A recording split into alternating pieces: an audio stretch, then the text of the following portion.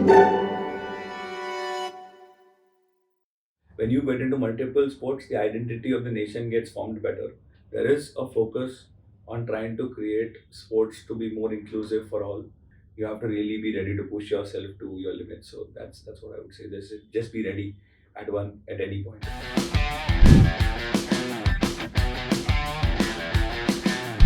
Hi, welcome to Beyond the Field, a show where I take you off the sports field and into your favorite teams and events. My name is Nadeem Sheikh and I'm your host. I will be speaking to industry professionals like me and providing you guys a 360-degree view of the thriving sports industry of India. So today, I have with me Siddarth Sabapathy, who's a sports strategist, an entrepreneur. He is a director of Sporko Sports and committee member at Mumbai Football Association. Welcome, Siddarth. Thank you, Nadeem. Pleasure to be here. So, to our viewers, Siddarth is a well-known name in Mumbai and Maharashtra football circuit, and he has a lot of background in football and also with other sports that we are going to reveal in this conversation. Siddarth, firstly, I want you to give our viewers a background of your professional as well as educational.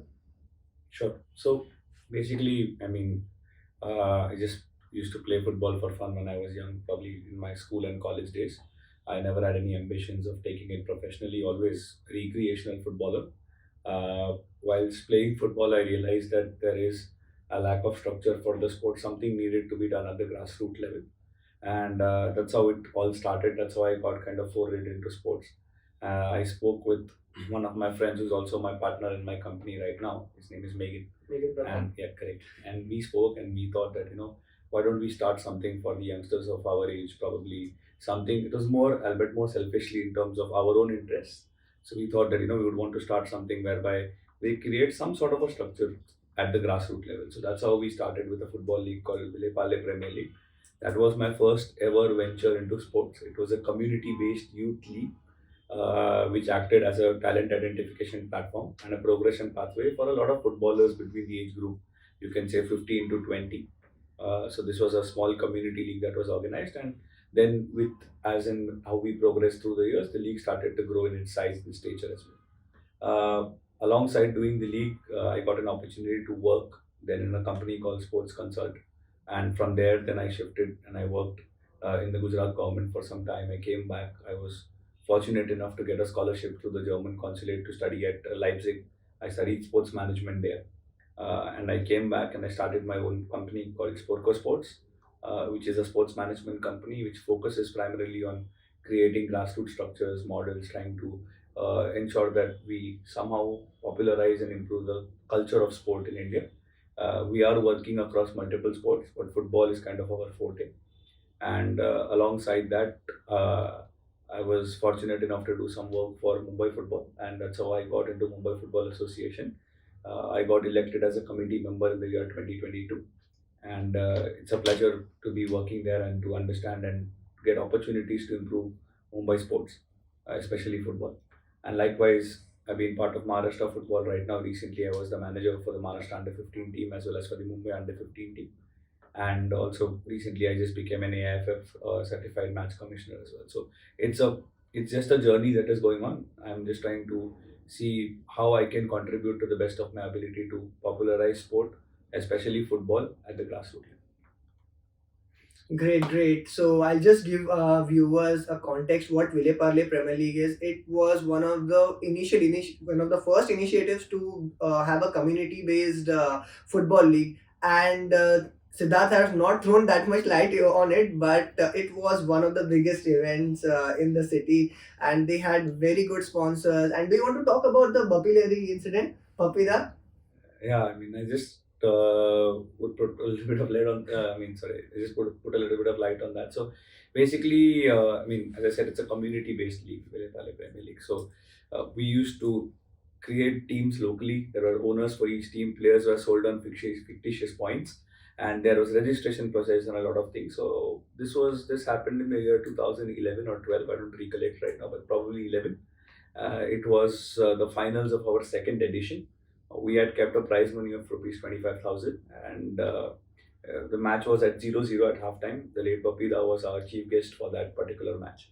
And what happened was the match was kind of a stalemate, both teams playing very defensively, nobody really allowing each other to score. So the crowd had come with the expectation of goals and they wanted, some sort of action.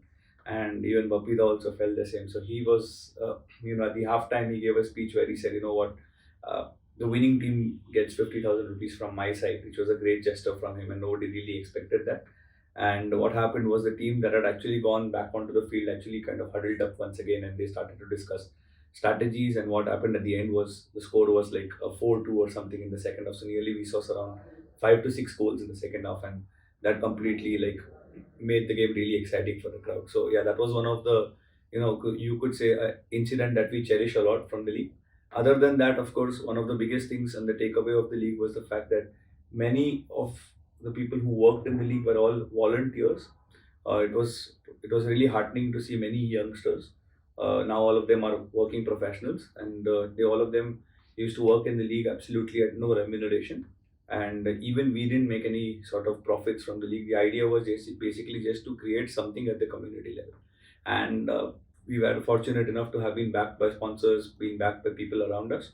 The league, the last edition of the league happened in the year 2019. After that, we haven't been able to do it because of COVID, and we haven't really restarted the league yet.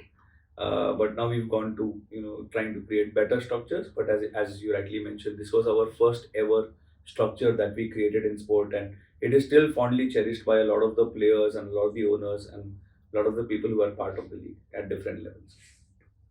And along with other stakeholders, the event was graced by some of the reputed names in the Mumbai football arena. Jayesh Rane was there, Rainier Fernandez was there. So it was a very big event. I want to put forward a question here, Siddharth. You have a very strong background educationally as well because you did sports management from Leipzig. And after coming back, you started working on the grassroots level because after coming back you could have gone to any sports agency or anything in the sports community and got a good job, but you chose to work on the grassroots level. Why so? I would say, particularly, I feel that we don't really have people involved that much at the grassroots level here in India. What happens is, especially when you talk about something like, for that matter, any sport, not just football, even if you talk about a sport like volleyball, cricket, whatever sport, you need to really have a very, very good and deep rooted grassroots structure. Somewhere I felt that my you could say my expertise or my knowledge about sport would be better utilized if I can work at a grassroots level. And also personally I found it more you could say more enriching, and you could also say for a fact that it was more exciting for me to work at a grassroots level because I felt the opportunities were immense. It was untapped as a market. The potential of grassroots sports is still unrealized in India. So I really feel that there is a great potential. So that is why I decided to work in the grassroots sport. I really wanted to try to build where it is not yet built.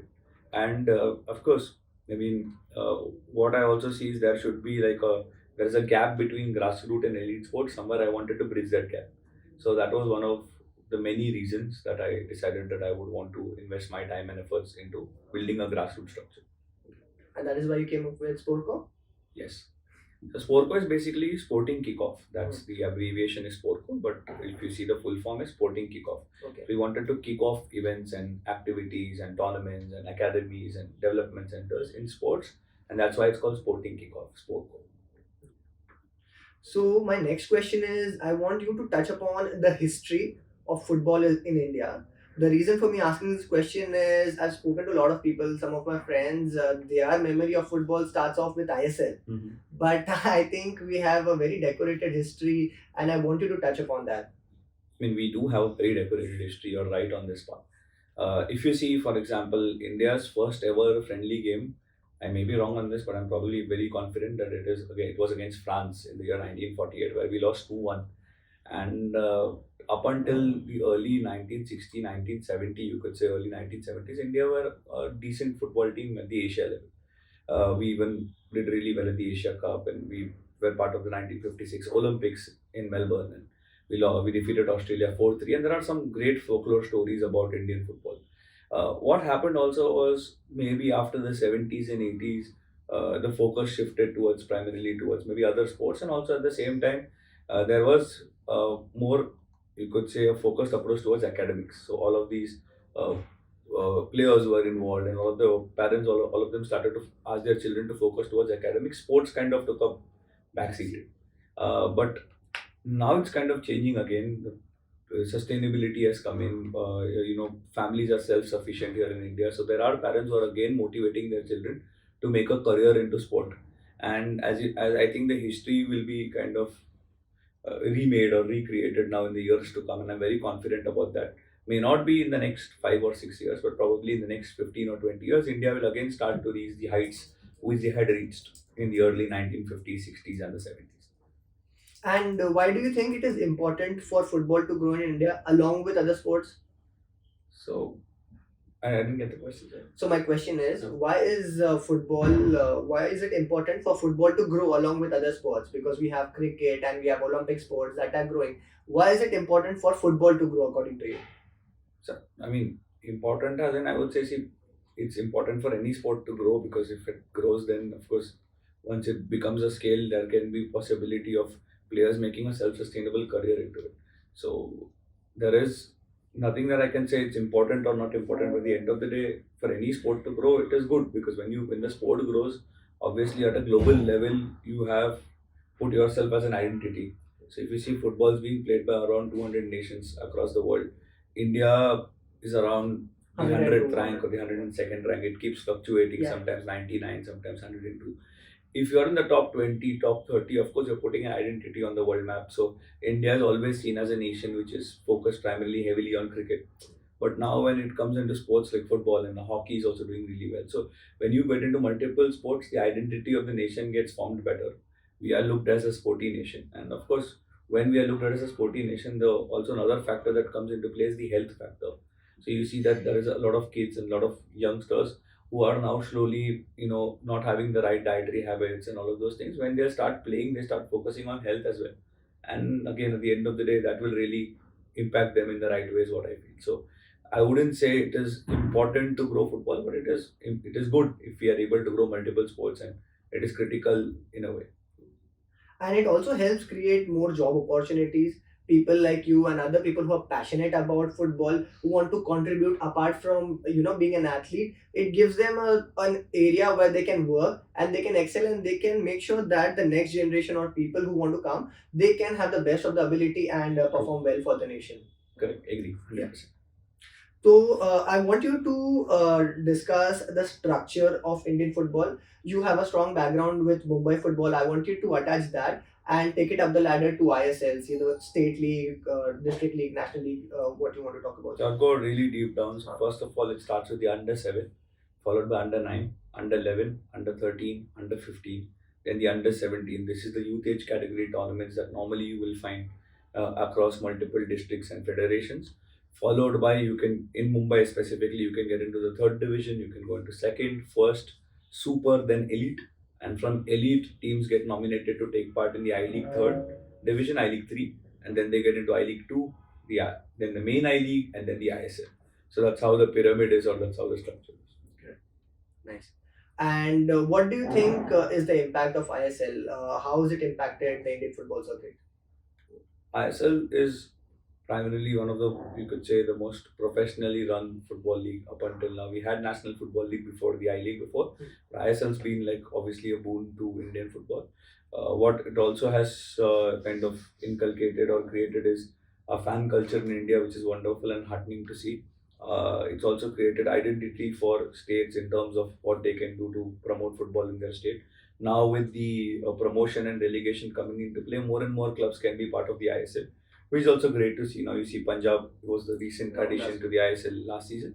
So that is fantastic to see. And all of the ISL clubs have been doing a phenomenal job. They've ensured that there are players who are getting opportunities, they're getting, the right or the decent amount of remuneration to play the sport. And nowadays, youngsters can look up to making a career in football is only because of ISL. So in the last 5 or 6 years, whatever you've seen kind of the growth or the rise in grassroots football, you can attribute it to the ISL.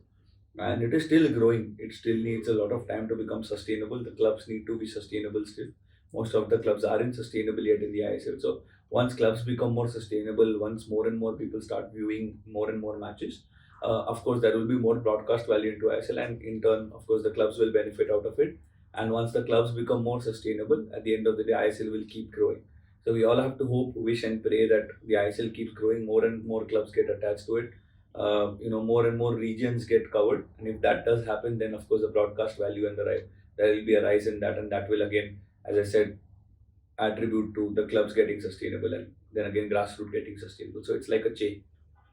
Absolutely, I completely agree with you. And in if you look at the Indian geography, what football does is it attaches geographies. For example, what I mean to say is some teams from Northeast they participate in football. A team like Real Kashmir coming out of Jammu and Kashmir, a sensitive area, it gives them a mindset and a scope of area that we want to work here, Sure. and that they can accelerate and come into the ISL.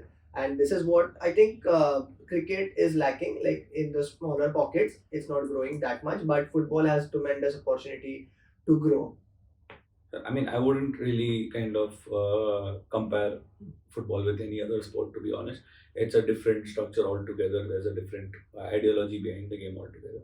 So, I mean, as you said rightly, it's great. There is a structure getting formed. It's great. There is a lot of focus right now on grassroots sports talent. Pathway progression is being created from grassroots to the elite. And all of this will only keep growing over the years to come. And I want to ask, what are the grassroots initiatives that have been taken by the clubs? So one of the biggest grassroots initiative taken by Mumbai Football Association over the last many years is the Yuva President League, which is being done very phenomenally well by the association and the members there. Lot of the clubs have come in. You can see there is a focus on not just boys football, also girls as well. Under 14, under 17 girls are becoming part of the game. So there is a focus on trying to create sports to be more inclusive for all. And also at the same time, you see the number of clubs have kind of exponentially risen over the last many years at the grassroots level. So there is, you could say, the association is actually trying to motivate, or actually trying to encourage more and more owners and more people to start their own clubs in the structured way. And then again, if you see, the AIFF has also had done a lot of coach licensing programs and referee licensing programs over the many years. So we are actually educating coaches, educating referees. All of this will only contribute to a more robust and a more strong grassroots structure. Right. You spoke about AIFF. So what comes to my mind is the team called Indian Arrows, which were earlier Pylon Arrows, but now it has escaped off. But that was a good initiative that was taken by AIFF. You want to touch upon that? Uh, Again, this is very good initiative. Maybe for multiple reasons, it didn't continue. It is critical, as you know, more than I feel, more than creating an Indian heroes. It's important that the clubs have it as part of their key areas of responsibility, that they actually promote the youth and develop talent from their youth teams to their senior teams. So all of the ISL clubs and all the I League clubs have teams in the under 13 and under 15 junior and sub junior leagues. So it's very critical that they actually groom their talent in the right way, so that most of their players who are part of their youth teams actually then get a contract with the senior team. So if they're able to plan that better, obviously there will be more value. I think that needs to be more focused on, instead of just creating maybe a separate team altogether for a youth setup. And what do you think is the major difference in football culture in India versus the rest of the world? It is that the structure are well organized. Is it that they have better investments, or what is it like? It's the culture. That's the biggest difference, to be honest. The culture across, for anywhere in the continent, for example, in Europe or in South America, for football is uh, extremely high. There is a lot of fan following. It's voracious, the crowd. Likewise, in India, it's for cricket. You see the fact that stadiums are full. People are ready to pay any amount of money for buying tickets, and there is this culture for the game. So it's all down to culture. So if the culture for the sport in India can be improved, if the culture for the sport of football can be increased over years, again you will see the same amount of fan following that's anywhere across the world. So I don't think it's down to structures or something like that. It's down to culture. And also another thing that we lack here is, you could say, open playgrounds, which is another issue which I have been addressing a lot of times whenever I've been on any podcast show, is about the fact that we don't really have enough playgrounds. Even if there are playgrounds, it's not accessible and affordable for a lot of the people to play on. So you will see there will be a playground, but they will have already somebody playing kabaddi there, someone playing some other cricket game, somebody's playing football. It's very difficult to play in that sort of a atmosphere in that sort of a locality. So it's very critical that you have the government earmarking playgrounds for every sport. It becomes more easier to build that culture, and it all comes down to that. So if you were in school and you would have probably played your first sport is only because you had accessibility to that particular playground. So if there are football fields in every school, it becomes more easier for a child to even think about playing the sport. So it all comes down to that. So if what I would want to say again is about the fact that everyone starts playing their first sport at school. It is more down to the fact to what kind of playground is accessible to them. So if I have a tennis court in my school, it's easier for me to pick up tennis as a sport. Likewise, if there is a football court in my school, it's easier for me, or a football field in my school, it's easier for me to pick up football as a sport. So that is the most critical thing. It's the culture more than anything else that is far well developed across in different countries as compared to India. Great point. I want to touch upon the investments that are coming in into sports. How has that influenced football? So investment, as in, if you could just Yeah, so we have elaborate. Reliance Foundation, Reliance RFYS called Reliance Foundation Youth Sports. We have the Tata Steel coming up with a team called Jamshedpur FC. So now there is entire periphery that corporates are coming in into sports and taking up initiatives. So what are your thoughts on that? Very critical, isn't it? Because you will need that sort of partnership between the public and private corporations. Again, it's great to see that Tata and Reliance and all these big wigs are taking interest in developing sport because they also know the power of sport. Because the power of sport is enormous, everyone knows and everyone understands about that. So it's great to see corporates coming in, and it is something that needs to continue.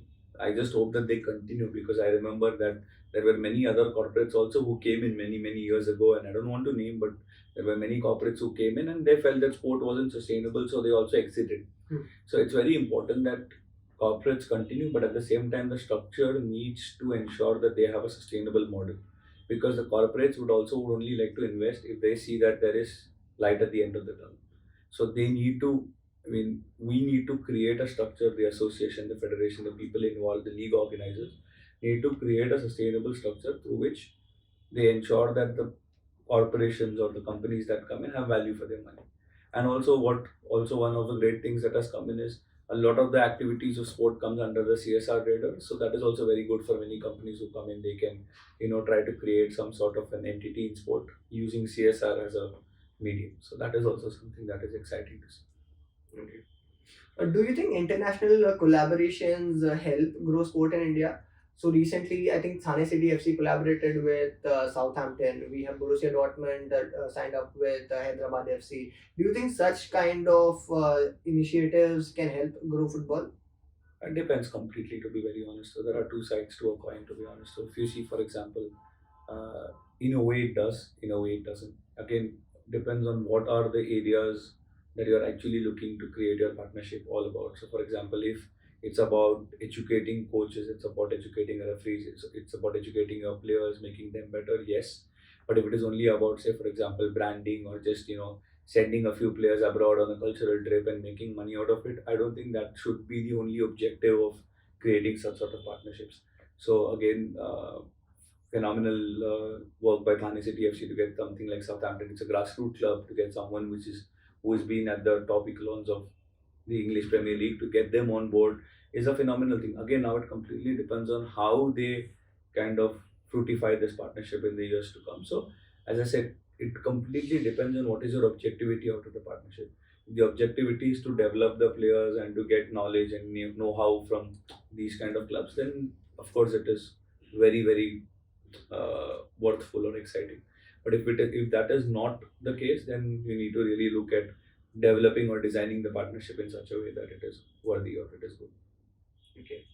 So my next question revolves around the fans of India, fans of football in India. I think we have certain pockets like West Bengal, Goa, and the Southern Belt that are heavily into football. But there are other regions that are coming up who are interested in football. Do you want to touch upon that? Yes, so maybe see, fans are a critical part of whatever you do. I mean, if you're starting a football league, if you're starting a club, if you're even just starting a local community team, you need fans, because fans are the heartbeat of a team. So if there are no fans, nobody's really going to support. The players are not going to give their best. There is not going to be any entry fees, gate, whatever. No, the club doesn't really get formed at all. So at the end of the day, the fans form a key part of a club. There are many fan supporters club and fan bases for each team that they have created. Again, engagement wise, I think the fans haven't really got what they deserve. They need to be treated in a more better way is what I personally feel. You need to probably create fan zones and really need try to create fan meetings, which some of the clubs are doing. So again, it's something that is in a very nascent stage, in a very early stage in India.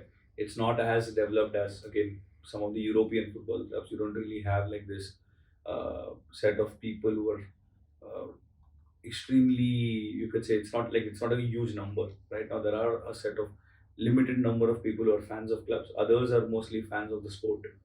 So you need to kind of differentiate between fan of the sport and fan of the club.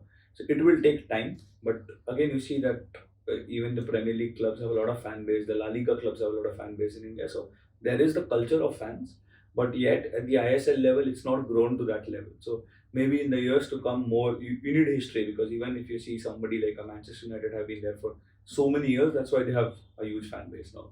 So a club which is part of the ISL will take time to build that sort of fan base, and we have to accept that. So I'm a very big fan of Mumbai City FC. I hold a season pass, and I'm part of this West Coast Brigade fan club. It is at a nascent stage, but I think they are big to contribute. They have flares lit up when the players arrive. They have the chants, they create banners and everything. I think they are just growing year on year, and Sure. this will help gain momentum, and football will is growing, and it will add on to that. We have like Mumbai City also have a fan base. We have West Coast, I think West Block Blues with Bengaluru. We have Manjapada people from Kerala. Kerala, very dedicated. And one of the things that I've observed at the Mumbai Football Arena is the stadium is full when there are fans coming out for the away team rather than a True. home team.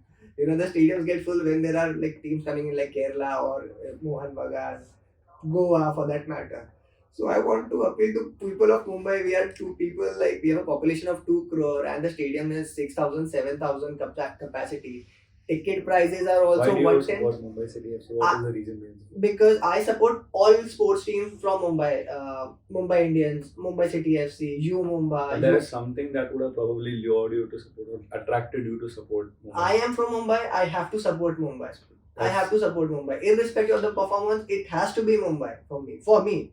If you're from some other state or some other region, you support that, you have my respect. But I have to support Mumbai City only. Across teams, across sports, my fan base is So with which is Mumbai City. surely one way to look at it, to Yeah. be honest, where you belong to a certain region and you have affinity to that club because you belong to that. So I'm from Mumbai, I also support Mumbai City FC. But also for a fact that what also one needs to understand is that also needs to be another different factor to look at is, for example, the way they play, their philosophy, the style of play, what they're doing, how are they formed as a club, and all of those things also contribute to creating fans. So then only you have a global fan base. Like if you see, I don't even belong to in Premier. I support Chelsea in the English Premier League, for example. Why do I support Chelsea? It's because of the fact that when I grew up, I saw them playing some wonderful game on television, and I felt that there was something that I liked about them. It just clicked. So likewise, I don't even belong to Chelsea. So again, if Mumbai City also in the long run would want to create a larger fan base across, say, India, that can only be done through probably the way they play and how they behave as a club. So that's something which not just Mumbai City, for example, any other club in the world across. So these are different factors, and it's good to see that you're supporting a club from the region you belong. And even it's the same with me. I am from Mumbai too, so I too support Mumbai City. But again, it's important that more and more people get involved and more people support it. And at the same time, the club also has a more open dialogue with its supporters, and it also wants to understand how it can best engage its fan base. That's also very critical. They have to take feedbacks and move forward and create content and align everything that they push people to come to the stadium, watch the match, they get engaged, and then they have to retain them. Correct. Yeah. So I think we had a good conversation around fans. We'll speak about the infrastructure. I think you touched upon that earlier, but I want you to touch in brief. What is the structure like infrastructure like in India? Is it good, bad? Is it growing? What are your thoughts? when you talk about infrastructure, it completely matters at what level are you looking at it. Like for example, if you look at the grassroots level, it is about just creating enough playgrounds. It doesn't necessarily need to be a world class facility. It just can be a small playground with a football, goal post and changing room and maybe a little bit of place or a seating area. But when you talk about an international level infrastructure, that's what we did for FIFA Under 17 World Cup. It was amazing. We actually have hosted two World Cups, right? Under 17 FIFA World Cup for men and boys, and under 17 FIFA World Cup for the women's recently. So that is one of the key, you could say that it actually is an indicator of the fact that we are ready to host events of a world stage. Likewise, only thing, as I said, we are lacking still that infrastructure ability at a grassroots level. That needs to be worked on, and that can only be done if the government gets involved in it. Again on the same point regarding the infrastructure, I think recently we had the Al Hilal team coming in from Saudi. It was because of my team, like Mumbai City FC, that we had some You Asian still giants. go if Neymar didn't play like most. Yeah, of I the went. I know you did. Yeah, but the sad part for me is like it's a Mumbai City home match, and there are people chanting for Al Hilal. People coming in, but what I liked about that is, okay, there are people who are enthusiastic about soccer, and we filled up the stadium. It was 35,000 capacity. 30,000 people came in. They came in to watch the other team, but I want them to come and watch our home matches as well, because you are interested in football. You should watch this also, and then try and understand what they are trying to do, because it is because of their team that you got to witness a very strong team and a invincible team coming in from Saudi. We need to really comprehend and understand why do they do that. Right? Yeah. It's not because of the fact that they don't like Mumbai. It's because of the fact that they feel Al Hilal plays a more interesting and exciting brand of football. That is one of the reasons why they must be supporting Al Hilal. I'm not trying to justify why they do that, but I'm just trying to state reasons on what could be going on in their mind to support Al Hilal over Mumbai City. That is one of the primary reasons, because you have got players like Kolibali, and you've got players in the midfield, you've got a striker, Mitrovic, and you've got that sort of talent there, which they know that it is exciting. Even tomorrow, if Mumbai City also starts playing that sort of exciting brand of football, maybe Mumbai City wins against Al Hilal, they continue to play. This is the only time they've played. This is the first time they've ever played at the AFC Champions League at this stage. Maybe if they continue to play at this stage over the next 40 years, 30 years, you will surely see people supporting Mumbai City over Al Hilal. It's going to happen. It does happen. If you see, for example, growing up in cricket, many of my friends used to support, say, the Australian cricket team because they used to win. They used to really feel, okay, India is great, I support them, but Australia is the best. Now, if you see, for example, the Indian cricket team is as good as any other team in the world, and they're better than most of the teams. So there isn't much of a difference between us and the Australian team. So likewise, if you see, the difference has been kind of has declined over the years. Likewise, in football also, if they continue to keep playing against the top nations, against the top clubs, the difference between that club and our club will decrease. And once that happens, people will also start supporting our club. Whatever you've dreamt and whatever we dream of in terms of increasing that support will happen. Because most of them would want to associate themselves with winners. That's unfortunately, or that's the mindset which fans have. All the fans want to be with teams that way. So if you see the number of fans, like in the Premier League itself, right? You've got new clubs that keep coming in every year who are backed by investment. And then you have fan bases that get created for those clubs, which could not have really that much of an history, but because they win. So again, there is this focus on fans, trying to align themselves with clubs that way. We can't really completely erase that thought process. It's going to be there. So at the end of the day, only what we can try to do is we can see how we as a club can start winning more games, start becoming more and more better with the brand of football we play. One of the best examples is of this club, called Leeds United, who play this exciting brand of football. They necessarily don't win. They got relegated though, but again, they played exciting. So most of the people used to like the way they play. They used to always, switch on TV when Leeds used to play. Likewise, when Brighton plays these days, people actually like to play and watch that. So I like to watch that kind of a sport. So again, either you play an exciting brand of sport, or you try to kind of win every game out, whatever, be a champion. Good point.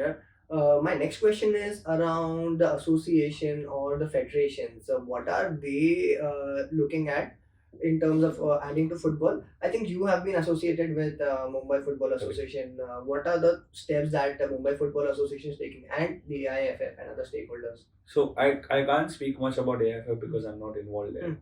I'm involved with Mumbai Football Association. I think we've done a lot of work in the last many years. The process or whatever we are trying to kind of create in the association. But again, it's a slow process. It will take time. Whatever we did 5 years ago is now starting to bear fruits. So we are trying to build structures at the grassroots level, build structures at the youth football level. We are trying to make the second division, the third division, the first division, the elite division become more and more better. Recently, we did a small trophy launch for the elite division, men's senior division. We're trying to get broadcasting for games. We are trying to do a lot of changes. It will take time. Our president is Mr. Aditya Thackeray.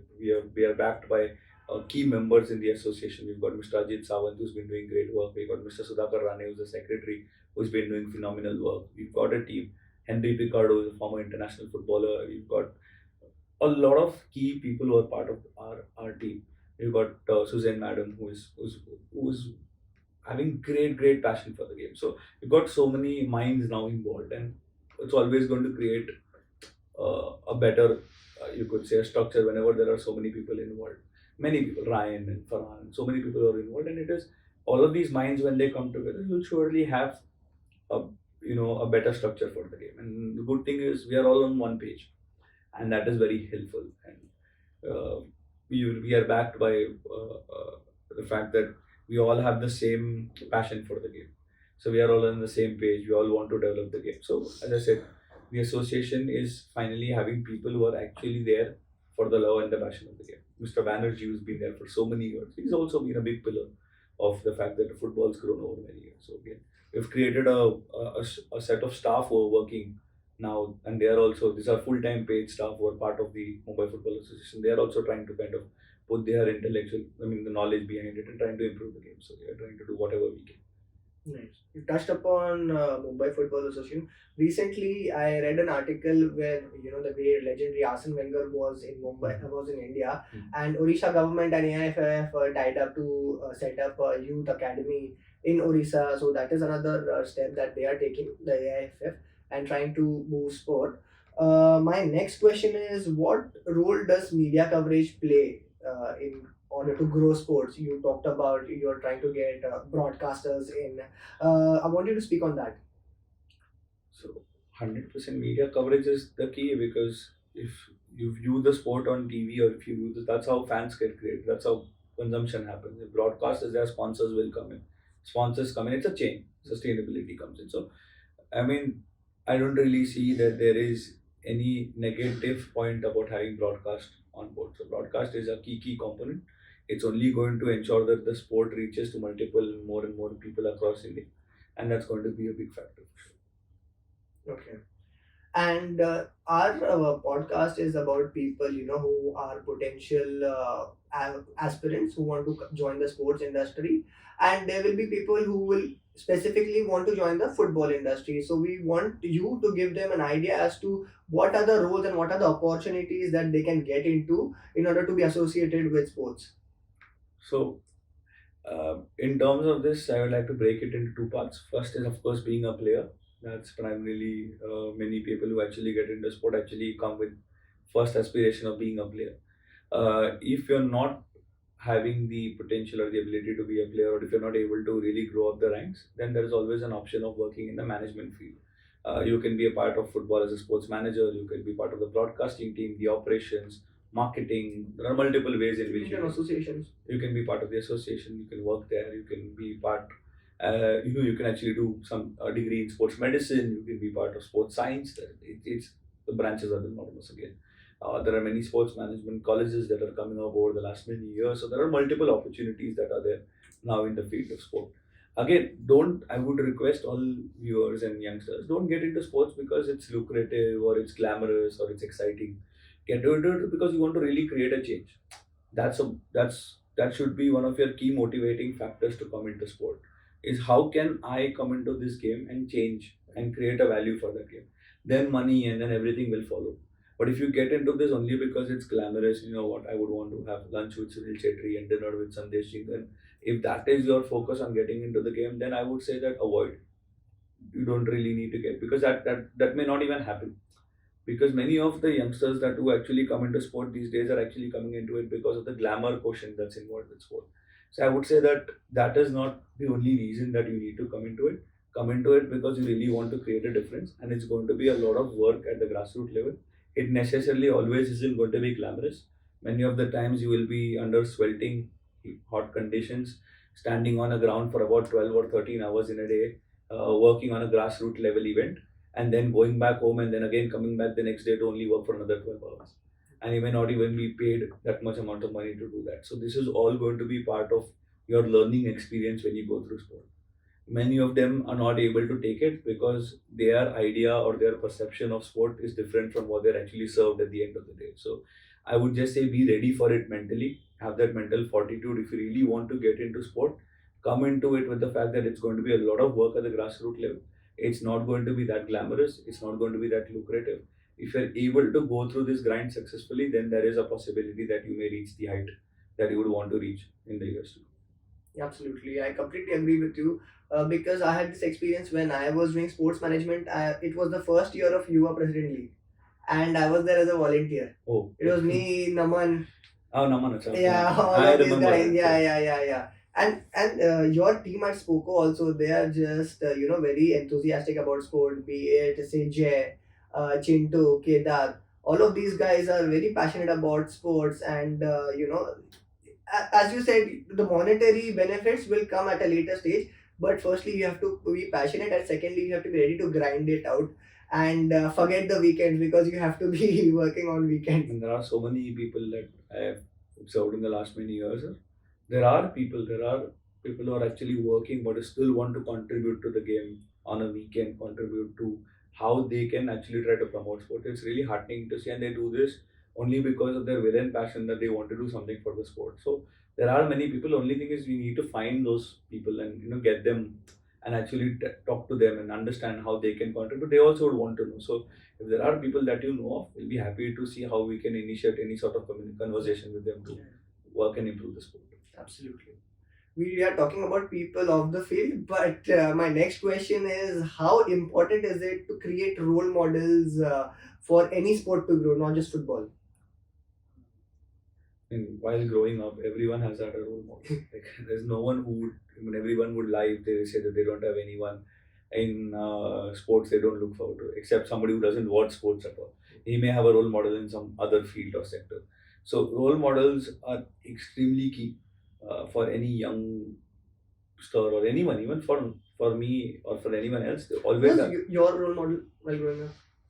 Growing up, I could say that I had multiple role models, but of course, someone I really adored and looked up to was Rahul Dravid, because I was following a lot of cricket when growing up. Even in football was Baichung Bhutia, but in cricket specifically was Rahul Dravid because I felt that not just his behavior on field but off field was really beautiful to watch, and he's someone that I looked up to as a player. And of course, somebody from an Indian perspective, I used to like Leander Pace a lot in tennis, and I felt that he was someone who put the Indian tennis on a global scene. But again, said that it's critical to have role models, and it's critical to have the right role model also for players. Because if you have someone who is having the right behavior on and off the field, that is very important. Now, today, one of the things that I always often see is that many of the youngsters have role model like a Cristiano Ronaldo, right? Many of them don't actually see the hard work which Ronaldo puts in at his training schedule. So this is something that is not seen. Everyone looks at his glamour quotient and he sees his Instagram page, his views, and his his followers, and the brands that he get associated with, and all of those things. But what I really feel is inspiring about Ronaldo is the amount of hard work he does. Likewise, people who follow Messi also don't really understand the amount of work which Messi does to be where he is. So this is something that I would request maybe youngsters and aspiring footballers to actually look at the hard work that goes into being behind a Messi or you know being a Ronaldo. It's insane. You can't really count it. So end of the day, if you really look at it, many of them don't look at it. That's the point. So I was going to move on with the next question, but I'll just speak on this point. When I was growing up, I was a big fan of, like everybody, I like to follow Sachin Tendulkar. But in recent times, I have followed Virat Kohli, not only for his performance on the pitch, but what goes on off the pitch as well. 100%. His fitness routine, his eating routine, his sleeping routine. When understand this, when the toss happens in a cricket match, a lot of times the captain used to say, "We want to follow the process. I like to follow the process. We stick to the process." And earlier, I do not used to understand कि क्या बोल रहा है यार, तो cricket खेल के बता ना. But now recently I have taken up distance running, so I do practice and I understand that it is more important to do stuff that goes off the field. What you eat, how you sleep, and what are your training regimes. So these are the things that add on, and then when you perform at the pitch, that accelerates, and that everything comes around that time. Totally. Even if I can do 10% of what Virat Kohli does, I'll be happy, man. Yeah. But it's difficult. Absolutely. Siddarth, I think we've spoken broadly on football and other sports, and I think you have background in other like volleyball as well. I wanted to touch upon your experience at Ahmedabad Defenders. So Ahmedabad Defenders is something that's very close to my heart. It's part of Prime Volleyball League, which was a league started by Baseline in the year 2018, and now it's having more than 9 teams this year participating. There's a new team that's Delhi that's coming. Volleyball is another sport that's very exciting and beautiful to watch. It's very quick, it's very fast, it's exhilarating. Uh, Prime Volleyball has got the best of the talent which India has right now. If you see whichever players who are part of the Asian Games right now, 2022, which happened, most of the players were part of the Prime Volleyball League. Okay. The winning team that played against South Korea, which we won. Most of the players who took part in that are part of the Prime Volleyball League. Our team specifically has players like Muthuswamy, Angamuthu, Manoj, Nandagopal, Sean T. John. These are some really big names in the volleyball circuit. We won the league last year. We played some quality volleyball. We defeated Bangalore Torpedoes in the final last year. It was great to be part of the team as a manager for the team. I actually learned a lot in terms of it's very similar. The values and the philosophy is the same across every sport. So whatever that is, you could say holds true for football is the same that holds true for volleyball as well. So there's not much of a difference in terms of thought processes. It's a team sport. The values and the philosophy remains the same. Only things that change are rules. Hmm. So again, this is an exciting version of volleyball. It's a 15-point version. Unlike the 25.1, there is a super point. There are a lot of things that are into the game. So it's very exciting. It's beautiful to watch. It was live on Sony. This year again, it's going to restart again. I mean, the third edition is going to commence from February 18th or 17th, around that time. So it's again going to be a month-long edition, and it's a wonderful edition in terms of the number of leagues that are mushrooming for other sports like Kho and Kabaddi and Panja and multiple other leagues. Likewise, now it's a league for volleyball, and that too in a professionally run way. So it's something that is wonderful to see. And we are a team that's based out of Gujarat called Ahmedabad Defenders, and we have been growing in stature every year. In the first edition we reached the final. Second edition we were the champions, and we recently played in the World Championship. So we became the first ever club from India to participate in the World Championships. India hosted the World Championship for volleyball. 6 teams from across the world participated in it. There was a team from Italy, from Japan, from 2 teams from Brazil, 1 team from Turkey, and then 1 team that's our team, that's Ahmedabad Defenders, who took part in it. We necessarily didn't have a wonderful campaign. We lost, unfortunately, but it was a great experience because this was the first time that there was a club from India taking part in a tournament that is the biggest tournament at the club level, which is the World Championships for volleyball. So it just would grow, and India is also going to host the next World Championship edition as well. That's going to happen in Chennai. So that's something that's going to be exciting as well. So this is going to happen after 4 years? Or No, it's going to happen next year. The World Club Championships keep happening every year. every year. Okay. Nice. And I saw Ahmedabad Defenders play. Although they lost, but that is fine. They represented our country. They played some fabulous volleyball. It is just that in crunch moments we could not make it. But that is part of the game, and I am very proud of them. If you rub shoulders with teams from Brazil and all, I think you will have an amazing experience, understand how they play, and it is just fantastic to watch. I think we have come up to our ultimate questions before we move on to the rapid fire round. I want you to give one advice to a person coming up in the sports industry. So advice is something I would say. I mean, I'm not someone who is, not yet that grown to that level to really be honest to give an advice to anyone. But there's only one thing I would say is it's not all bed of roses. It's something that you have to really grind. There is a lot of work in sport. Be ready to do that, and always be ready to push yourself. And it's a lot of work. So be ready for that. That's all I would say. Be mentally ready. Like it's on the field. If you want to win, you have to give your best, your 100%. It's the same off the field. You have to really be ready to push yourself to your limits. So that's what I would say. Just be ready at any point. Right. And one advice that you have received that helped you in your professional life? Um, I would say one of the advices I received was probably very early on in my career was about the fact that just don't stick to one sport. You have to learn and understand how can you kind of uh, recreate the same values and philosophies into other sport and understand about that. Try to develop as much as possible. At the same time, if you're sticking to one sport, understand what kind of value you can create in that sport. So that was very helpful for me to know that why am I into this sport? It's actually kind of asking questions to yourself. So I keep asking questions to myself each time I'm into some sport. How can I best contribute to that particular game? So that was something as an advice I received very early on in my career. Nice, nice. That's very good advice. I think we've gone through some serious conversations. We've touched upon fans, infrastructure, various stakeholders. Now I think it is time for the rapid fire to come up. We'll do the rapid fire now, Siddharth. Sure. Siddharth, it is time for the rapid fire. We'll start off with the first question. One word to describe your professional journey so far. Right. So wholesome. Favorite sports moment till now? Is about India lifting the 2011 cricket World Cup, which I saw on the stage. Okay. And also the Indian national team. I recently saw a clip on the Olympics channel about India defeating Australia 4-3 in the Olympics, and I saw level this is a hat trick, and I was really inspired by that. So yeah. Best sports documentary you've watched?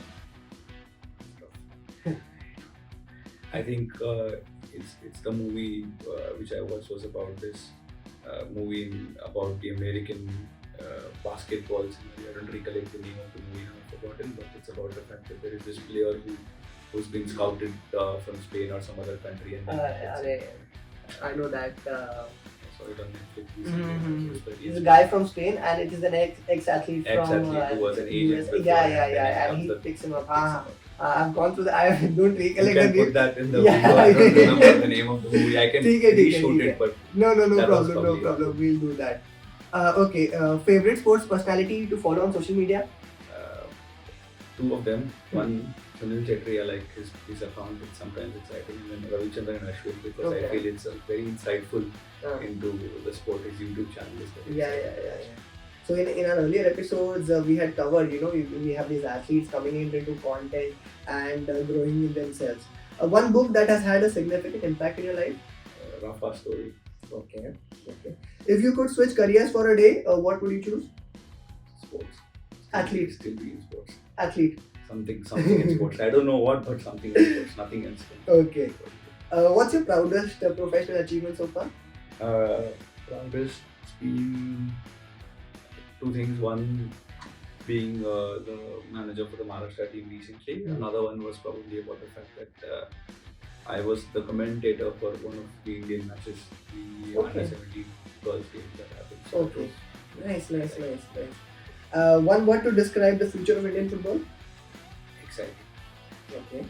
If you were to be associated with any football team in the world, which would you choose and why? I would choose the Indian national team Okay. because that's probably the largest glory that I would want to do. Maybe at the World Cup, if I'm part of it in some way. That's a dream. Okay. One of the most difficult question. Most underrated footballer in the ISL? Underrated footballer in ISL is probably, I would say, you can say now there is this player from Odisha called Nanda Nandakishore. Kumar. Nandakishore. East Bengal. Yeah. Very exciting. Very fast. And I want to add Apuya number 45 Mumbai City is also very exciting. He's not Very underrated. excited. Very exciting. But not underrated. Apu is someone Everybody knows, yeah. And I think he has the skill set for European leagues as well. You know, he's a player to watch out. Favorite football commentator? Martin Taylor. Okay. And Peter Drury. Peter Drury. Yeah. We had Vishnu earlier in our episode. He spoke about Peter Drury and Jim Beglin. We covered Jim Beglin as well. Yeah, sports commentary. If you were to change one thing in the current Indian football culture, what would it be and why? Focus more on grassroots sports. I would want more and more people to get involved into grassroots sports because that is, as I said, the most critical part. What do I mean by that is about the fact that understanding how they can contribute. I would want the elite clubs to have more open conversation and communication on how they can improve grassroots.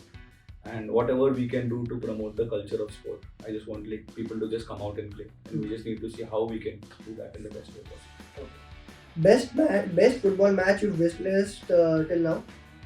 Best football match I've witnessed till now? Any match?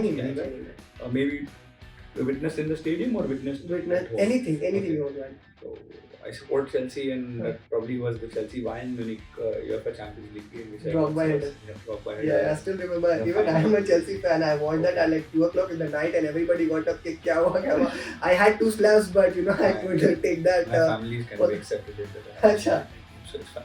But it's probably Chelsea's game, and of course I think one of the other games was the Indian team that won the Nehru Cup, which was a final against Cameroon, which was also very exciting. Nice. Your favorite football memory involving Indian football? Involving Indian football, again the one India versus Cameroon final. Okay. I think we had an absolute amazing conversation. I hope you had a great time with us. I think that is it from our side. Hit the like button and the subscribe button and keep watching Beyond the Field. Thank you.